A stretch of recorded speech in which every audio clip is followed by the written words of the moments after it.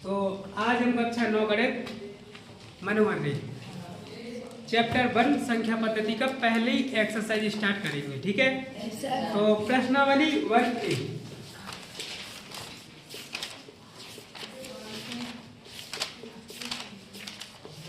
पहला क्वेश्चन लिखा है 20 और 40 के बीच समस्त समधन पूर्णांकों को लिखिए। धन पूर्णांक पहले आप संख्या का ज्ञान है, मतलब नेचुरल नंबर, प्राकृतिक संख्याएं, पूर्ण संख्याएं, पूर्णांक जानते हो। प्राकृतिक संख्या,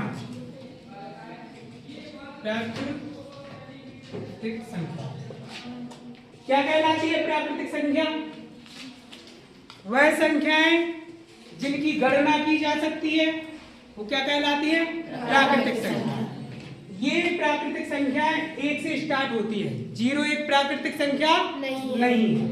और सबसे छोटी प्राकृतिक संख्या क्या होती है? 1। क्या होती है? 1। फिर होती है पूर्ण संख्याएं। क्या होती है? पूर्ण संख्याएं। पूर्ण संख्याएं क्या कहलाती हैं? पूर्ण संख्या ऐसी संख्याएं जिनका प्रारंभ 0 से होता है, वो क्या कहलाती है? पूर्ण संख्या। तो जब प्राकृतिक संख्या में 0 ऐड कर दिया जाता है तो वो क्या बन जाती है? पूर्ण संख्या बन जाती हैं। 0, 1, 2, 3, 4 डॉट डॉट इनफाइनाइट। सबसे छोटी पूर्ण संख्या क्या होती है? 0। क्या होती है? 0। अब इसके बाद होता है पूर्णांक। क्या होते हैं? पूर्णांक। पूर्णांक क्या कहलाते हैं? जब पूर्ण संख्याओं में माइनस के नंबर ऐड कर दिए जाते हैं तो क्या कहलाते हैं? पूर्णांक। इनमें 0 से इस साइड प्लस की संख्या है, +1, +2, +3, +4 डॉट डॉट इनफाइनाइट। इस साइड -1, -2, -3, -4 डॉट डॉट माइनस का इनफाइनाइट। पूर्णांक होते हैं 3 प्रकार के। कितने प्रकार के? 3 प्रकार के। पूर्णांक होते 2 प्रकार के, एक ऋण पूर्णांक, एक धन पूर्णांक। लेकिन एक होता है 0। क्या होता है? 0, जो ना ही धन पूर्णांक होता है ना ही ऋण पूर्णांक। इसलिए हमने इसको तीसरा प्रकार बता दिया। ठीक है, धन पूर्णांक में कौन आती है? सारी की सारी प्राकृतिक संख्याएं धन पूर्णांक कहलाती है। क्या कहलाती है? देखो यहाँ जितनी भी प्राकृतिक संख्याएं दिख रही है सारी क्या है? धन पूर्णांक। तो सबसे छोटा धन पूर्णांक क्या होगा? +1। क्या होगा? +1। और सबसे बड़ा ऋण पूर्णांक क्या होगा? -1। सबसे छोटा ऋण पूर्णांक नहीं, सबसे बड़ा ऋण पूर्णांक। सबसे छोटा धन पूर्णांक और सबसे बड़ा ऋण पूर्णांक। 0 तो 0 ना ही धन पूर्णांक है ना ही ऋण पूर्णांक। अब अपन से क्या पूछा गया था? पहला क्वेश्चन 20 और 40 के बीच में समस्त धन पूर्णांक लिखना है। तो धन पूर्णांक क्या है? हमारी प्राकृतिक संख्या है। तो 20 और 40 के बीच मतलब हम कहां से हल 21, 22 समधन पूर्णांक बोला। तो अपन देखो सम संख्या विषम संख्या। सम संख्याएं क्या होती है? जिन्हें 2 से विभाजित किया जा सकता है वे सम संख्याएं कहलाती हैं। जिन्हें 2 से विभाजित नहीं किया जा सकता वे विषम संख्याएं कहलाती हैं। जैसे सम संख्या, सम संख्या क्या कहलाती है?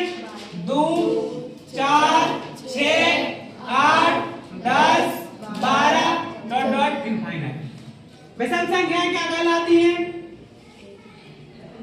विषम संख्या। विषम संख्या होती 1, 2, 3, 2 नहीं आएगी, 1, 3, 5, 7, 9, 11, 13 डॉट डॉट इनफाइनाइट। ठीक है, ये है आपकी विषम संख्या, ये है सम संख्या। सम संख्या वे कहलाते हैं जिनमें 2 से पूरा पूरा भाग चला जाता है, कोई भी शेषफल नहीं बचता है। विषम संख्या वे कहलाती हैं जिनमें 2 से भाग देने पर शेषफल प्राप्त होता है। ठीक है, अब अपन को सम संख्या लिखनी है 20 और 40 के बीच में। तो 20 के बाद 21 एक विषम धन पूर्णांक है, तो फिर आ जाएगा अपना 22, फिर 24, फिर 26, फिर 28, उसके बाद 30, फिर 32, फिर 34, फिर 36, उसके बाद 38। अब क्या 40 लिख सकते? सर। नहीं लिख सकते। क्यों नहीं लिख सकते? क्योंकि इनके बीच में चाहिए। ठीक है। क्वेश्चन 2 क्या लिखा है? 1 से 10 तक अभाज्य धन पूर्णांक। 1 से 10 तक अभाज्य धन पूर्णांक लिखिए। अभाज्य धन पूर्णांक, तो इसके पहले अपन को भाज्य और अभाज्य के बारे में भी पढ़ना पड़ेगा। और जैसे कि हम बता चुके हैं, भाज्य संख्याएं क्या कहलाती हैं? भाज्य, पहले अभाज्य पढ़ लो। अभाज्य संख्या, अभाज्य संख्याएं वे कहलाती हैं जिनके 2 से अधिक गुणनखंड नहीं होते। क्या कहलाती हैं? अभाज्य। अभाज्य संख्या कहलाती हैं। और भाज्य संख्याएं क्या कहलाती हैं? जिनके 2 से अधिक गुणनखंड होते हैं वो क्या कहलाती हैं? भाज्य। जिनका एक गुणनखंड होता है वो क्या कहलाती? वो ना तो भाज्य कहलाती और ना ही अभाज्य। ऐसी कोई संख्या है जो ना तो भाज्य हो ना ही अभाज्य हो? एक। क्या है? एक ऐसी संख्या है जो ना तो भाज्य होती है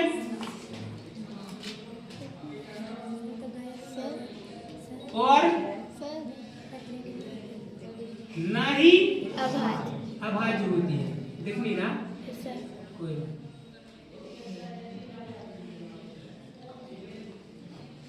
देखो, अभाज्य संख्याएं क्या होती हैं? जिनके 2 फैक्टर होते हैं, 2 से अधिक फैक्टर नहीं होते। साधारण भाषा में अगर जानना है, जो किसी भी संख्या के पहाड़े में नहीं आती है, खुद के पहाड़े में आती है। जैसे 2 किसी दूसरे पहाड़े में तो नहीं आती, केवल 2 के पहाड़े में आती। 3 केवल 3 के पहाड़े में आती, किसी दूसरे पहाड़े में। इसके बाद 4 2 के पहाड़े में आ जाती, तो वो अभाज्य नहीं है। फिर 5 किसी और पहाड़े में नहीं आती है। तो हम इस प्रकार से समझ सकते हैं, हमारी संख्या 2, 3, 5, 7, 11, 13, 17, 19, 23 ये संख्याएं कैसी हैं? अभाज्य संख्याएं हैं। और भी होती हैं, बहुत सारी इनफाइनाइट तक होती है। 1 से लेकर 100 तक पूरी 25 अभाज्य संख्याएं होती हैं। कितनी होती हैं? 25।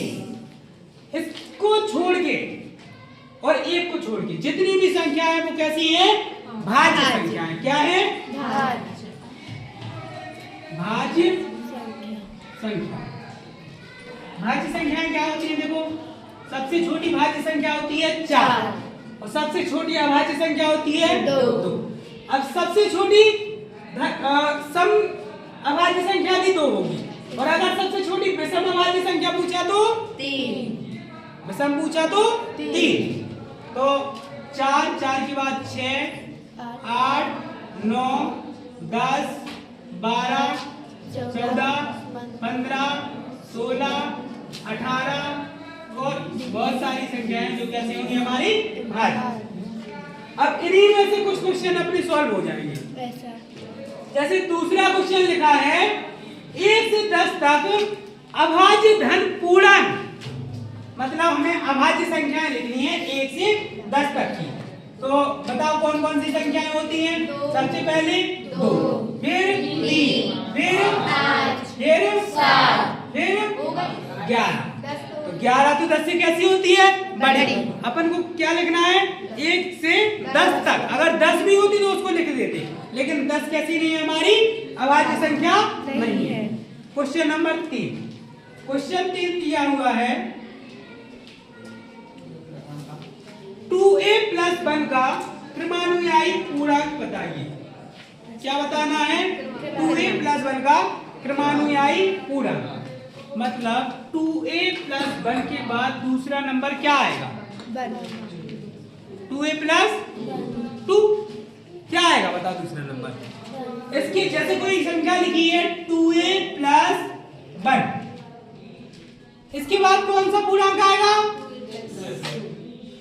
2a + 1 में 1 जोड़ देंगे तो क्या आ जाएगा? 2a + 2। हम इसको इस प्रकार से भी लिख सकते हैं, 2 कॉमन ले लेंगे, a + 1 या योगात्मक प्रतिलोम। एक होता है योगात्मक प्रतिलोम, एक होता है योगात्मक प्रतिलोम, और एक होता है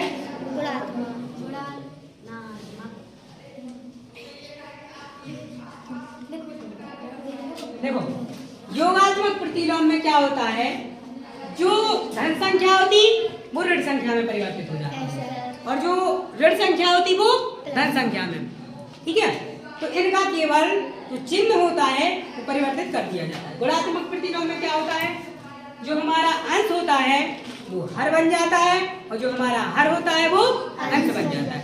जैसे हमने कहा, क्वेश्चन भी दिया है आपका 2/3 का योगात्मक प्रतिलोम, 2/3 इसका योगात्मक प्रतिलोम क्या होगा, माइनस का -2/3। ठीक है, उसके बाद ये हो गया अपना क्वेश्चन 4। क्वेश्चन 5 दिया है -5 का गुणात्मक प्रतिलोम लिखिए। अब क्या लिखना है अपन को, किसका, क्वेश्चन नंबर 5 -5 का गुणात्मक प्रतिलोम क्या होगा। देखो इसके अपॉन में कुछ नहीं है, इसका हर नहीं दिख रहा है, तो हर क्या होता है, 1। तो अब हर को हमें क्या बनाना है, अंश। क्या आ जाएगा, 1/- का 5। ये क्या आ जाएगा, इसका गुणात्मक प्रतिलोम। उसके बाद प्रश्न संख्या 6 पे है P + Q और P - Q के योगात्मक प्रतिलोम लिखिए। क्या दिया है, P + Q और P - इनके क्या लिखने हैं, योगात्मक प्रतिलोम। अपन को पता है जब योगात्मक प्रतिलोम करते हैं तो उनके क्या बदल देते हैं, चिन्ह बदल देते हैं। ठीक है, तो P + Q का क्या हो जाएगा, माइनस का P + Q। इसको हम इस प्रकार से भी लिख सकते हैं -P और माइनस का Q। अब इसका योगात्मक प्रतिलोम लिखना, तो इसको भी क्या लिख देंगे, P माइनस का P - Q। अगर इसका कोष्टक खोलना है तो ये हो जाएगा -P + Q। ये इसका आंसर आ गया, ये इसका आंसर। प्रश्न संख्या 7 क्या लिखा है, x की किस मान के लिए x कैसा है, कथन सत्य है। देखो ये क्रमविनिमय नियम कहलाता है, पढ़ा है क्रमविनिमय नियम। क्रमविनिमय नियम में क्या होता है, पहले ये कोष्टक सॉल्व करो बाद में ये मल्टीप्लाई करो, या पहले ये कोष्टक सॉल्व करो बाद में इसका मल्टीप्लाई करो। दोनों ही अंक कैसे, दोनों तरफ के अंक कैसे होंगे, सेम। यहाँ 5 लिखा है, ये 5 लिखा है, यहाँ 3 लिखा है, ये 3 लिखा है, यहाँ 2 लिखा, तो यहाँ क्या आएगा, 2। कैसे, क्रमविनिमय नियम से। नहीं तो दूसरा तरीका है अपने पास, क्या कर सकते हैं, इसमें गुणा करके पक्षांतर कर दो। जैसे 3 दूनी 6, 6 पंचे 30 बराबर 5 दिया 15 और x। जब कोई संख्या x के गुणा में होती है तो वो कहाँ पे आ जाती, बटे में आ जाती है। कहाँ आ जाती, बटे में। x बराबर क्या आ गया, 2। ठीक है, इसके बाद प्रश्न संख्या 8 दी गई है, पूर्णांकों में ऐसी कौन सी संख्या है जो स्वयं की योज्य प्रतिलोम होती है। योज्य प्रतिलोम मतलब योगात्मक प्रतिलोम। तो बेटा 0 एक ऐसी संख्या है जो स्वयं की योज्य प्रतिलोम होती है। क्यों, क्योंकि ना तो ये धनात्मक होती है ना ही ऋणात्मक। इसको धनात्मक भी मान सकते हो, ऋणात्मक भी। तो ये क्या है, खुद की योज्य प्रतिलोम है। तो हल 0 स्वयं की क्या होती है, योज्य प्रतिलोम। योज्य प्रतिलोम होती है। इसके बाद प्रश्न संख्या 9 दी है, यदि a एक समधन पूर्णांक है, आवाज नहीं आए, तो ये बताइए कि a - 1 a + 1 सम है या विषम है। हमें a दिया गया है एक समधन पूर्णांक। क्या दिया है, समधन पूर्णांक। तो a - a a - 1 और a + a।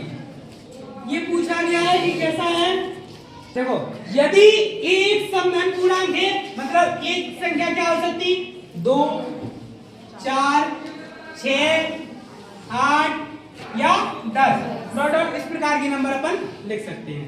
तो जो हमारी संख्या ये वाली होगी वो क्या होगी हम a का कोई भी मान रख के देख सकते हैं। इसमें हम यदि a बराबर 2 रख दें तो क्या आ जाएगा 2 माइनस 2 प्लस 2 माइनस 1 कितना हो जाएगा 1 2 प्लस 1 3 तो जब इनका गुणा करेंगे तो कितना आ जाएगा 3 सदैव एक विषम संख्या प्राप्त होगी। कैसी संख्या प्राप्त होगी विषम। आप इसका कोई भी मान रख के देखोगे तो क्या मिलेगी आपको एक विषम संख्या प्राप्त होगी। इसके बाद प्रश्न संख्या 9 दी गई है 9 यदि हाँ प्रश्न 9 हो चुका है ये हल 9 प्रश्न संख्या 10 लिखा है संख्या रेखा पर 5 और 7 का योग लिखिए। कक्षा 7 में संख्या रेखा बना चुके हैं 6 में 7 में 8 में। कक्षा 6 में प्राकृतिक संख्याओं की संख्या रेखा, कक्षा 7 में पूर्णांक और पूर्ण संख्याओं की, कक्षा 8 में परिमेय संख्याओं की। अब यहाँ 5 और 7 का योग पूछा गया। एक संख्या रेखा बनाई यहाँ 0 आपको कोई पूर्णांक नहीं दिया केवल पूर्ण संख्या दी 0 के बाद के नंबर चाहिए 1 2 3 4 5 6 7 8 9 10 11 क्या करना है अपन को 5 और 7 का योग निकालना है।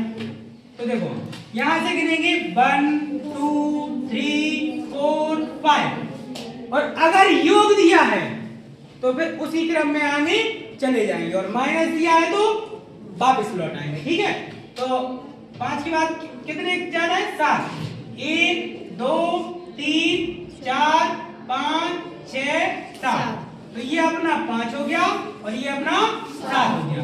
तो 5 और 7 कितना आ गया 12 कितना आ गया 12। इसके बाद प्रश्न संख्या 11 इसमें 3 प्रश्न दिए हैं हमें सत्य और असत्य बताना है। क्या बताना है सत्य और असत्य। दो धन अभाज्य पूर्णांकों का गुणन सदैव अभाज्य होता है। दो धन अभाज्य पूर्णांक अभाज्य पूर्णांक क्या है 2 भी है 3 भी है 5 भी है 7 भी है। इनका जो गुणन है सदैव अभाज्य संख्या होती है। ये बात कैसी है असत्य।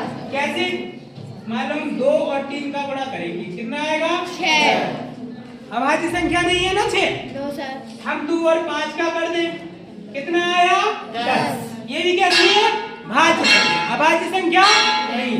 इसके बाद अगर हम 3 गुणा 5 करके भी देख लें तो ये कितना आता है 15। ये जो हमारी कैसी संख्या आ रही है भाज्य। ये कोई भी अभाज्य संख्या नहीं है तो ये कथन कैसा होगा असत्य होगा। उसके बाद क्वेश्चन लिया है हमारा दूसरा दो धन अभाज्य पूर्णांकों का योग दो धन अभाज्य पूर्णांकों का योग सदैव अभाज्य संख्या होती है। योग पूछा गया है जैसे 2 प्लस 3 बराबर 5 ये कैसी है अभाज्य। लेकिन कुछ आगे करके देखेंगे 3 प्लस 5 बराबर 8 तो ये सदैव अभाज्य नहीं रहेगी कभी भाज्य आएगी कभी अभाज्य। लेकिन उसमें क्या लिखा है कि सदैव अभाज्य रहेगी इसलिए हमारा कथन कैसा है तो क्वेश्चन 11 का पहला कैसा है असत्य दूसरा कैसा है असत्य। क्यों है क्योंकि ये हमेशा कैसी नहीं आएगी अभाज्य कभी भाज्य आएगी और कभी अभाज्य आएगी। इसका तीसरा लिखा हुआ है सी यदि a और b कोई दो ऋण पूर्णांक है। कैसे है ऋण पूर्णांक का मतलब हम कह सकते हैं -1 -2 -3 डॉट डॉट कोई भी ऋण पूर्णांक है। ठीक है तब a प्लस b भी सदैव एक ऋण पूर्णांकों का होगा क्योंकि कभी भी दो ऋण पूर्णांकों को जोड़ोगे जैसे -1 प्लस माइनस का 2 तो तो ये हमेशा ऋण पूर्णांक ही मिलेगा। कोई भी दो ऋण पूर्णांकों को जोड़ोगे तो उनका जो योग होगा वो क्या होगा, ऋण पूर्णांक होगा। तो ये हमारा कथन कैसा हो जाएगा, क्या लिखा है, यदि a एक धन पूर्णांक है तो दिखाइए कि a plus 1, a plus 2, a plus 3 संख्या 24 से पूर्णतः विभाजित होगी। ये क्या है, ये एक धन पूर्णांक है, सम धन पूर्णांक। कैसा है, सम ओनली धन पूर्णांक, धन पूर्णांक। तो धन पूर्णांक क्या कहलाते हैं, 1, 2, 3, 4, 5 14 इनफाइनाइट तक। ये क्या है, धन पूर्णांक। अब यदि कोई भी धन पूर्णांक का मान हम इस व्यंजक में रख देंगे, a प्लस 1, a प्लस 2 और a प्लस 3, तो वो 24 से कैसा होगा, पूर्णतः विभाजित, मतलब 24 से भाग करने पर कोई भी शेषफल नहीं बचेगा। जैसे a बराबर यदि हम 1 रख दें तो यहाँ पे क्या आ जाएगा, 1, 1 प्लस 1, 1 प्लस 2 और 1 प्लस 1, 2, 3, 4, 1 दूनी 2, 2 3 6 और 6 चौको 24। 24 एक ऐसी संख्या है जो 24 से पूर्णतः विभाजित है और भाग करेंगे तो कोई भी शेषफल नहीं बचेगा।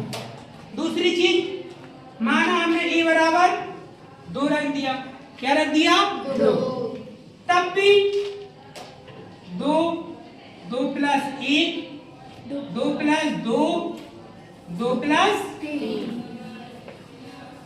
2 इंटू 3 इंटू 4 इंटू 5, 2 3 6, 6 चौको 24, 24 पंचे 120।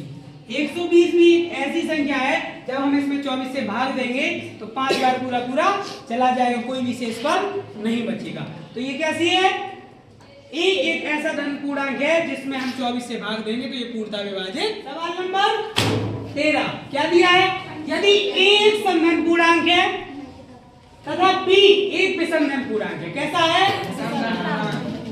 तो बताइए कि निम्नलिखित संख्याएं कैसी है, सम है। तो वो संख्याएं में कौन सी संख्या बतानी है, a square, b square, a plus फिर a गुणा b, फिर a प्लस 1, b प्लस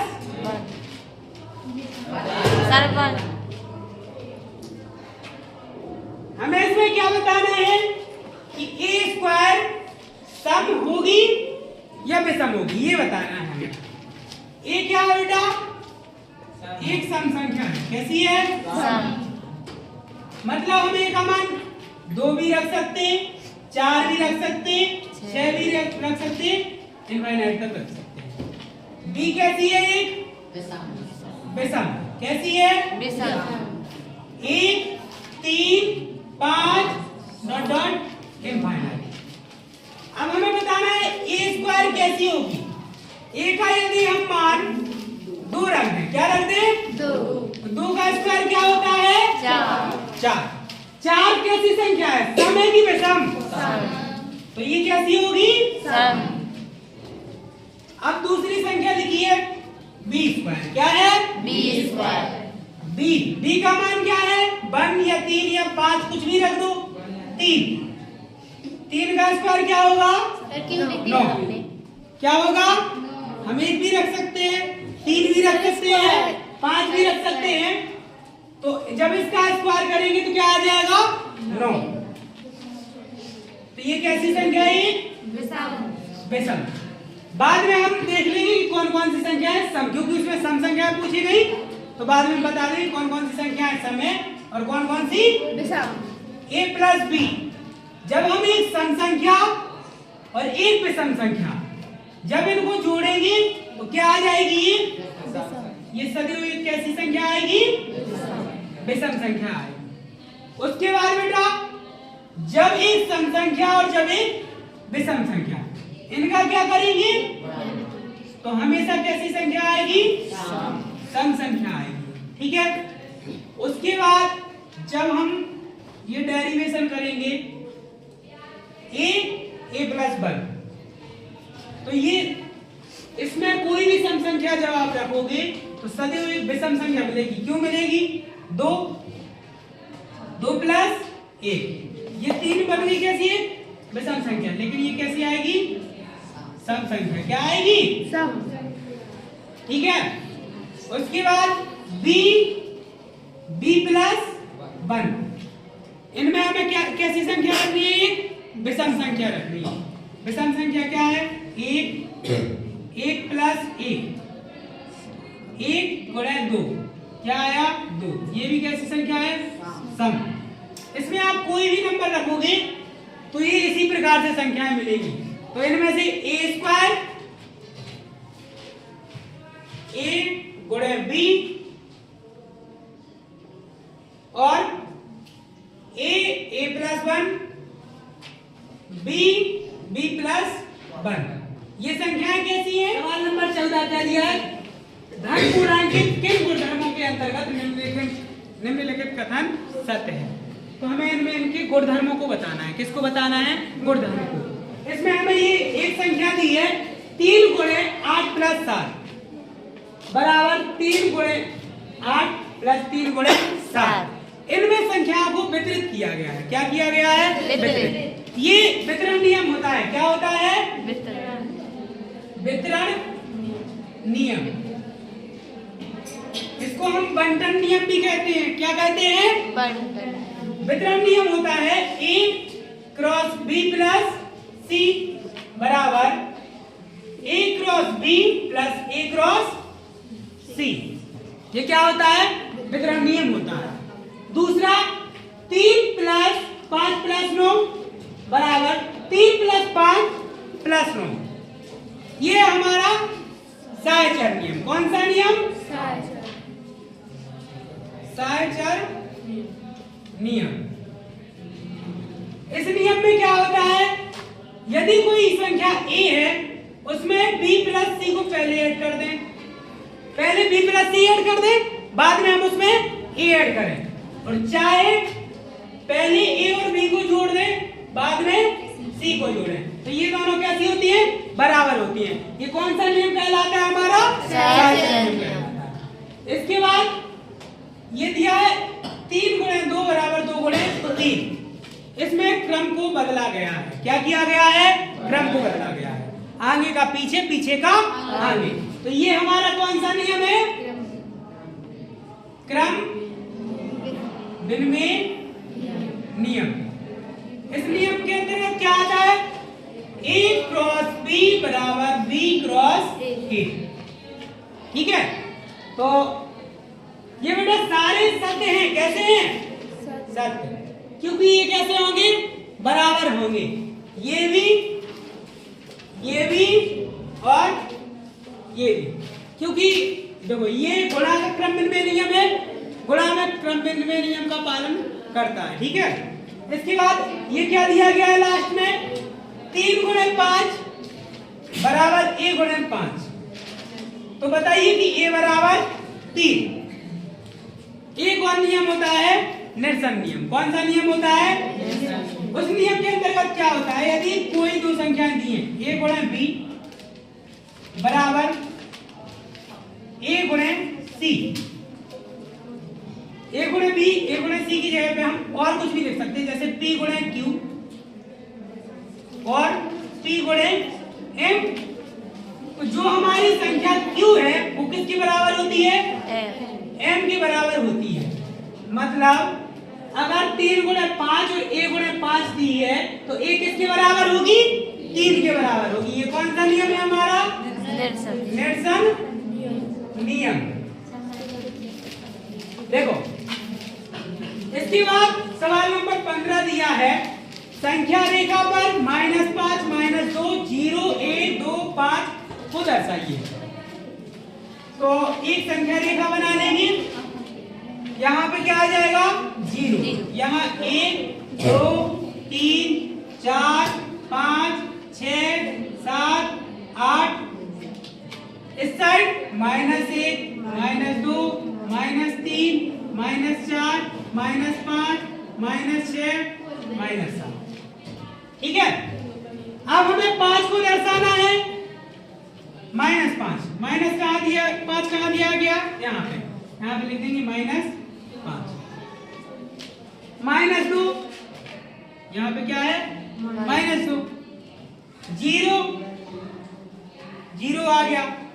1 आप एक ही संख्या रेखा पे सभी को दर्शा सकते हो, नहीं तो सभी के लिए अलग अलग संख्या रेखा भी बना सकते हो। तो आज पहली एक्सरसाइज खत्म।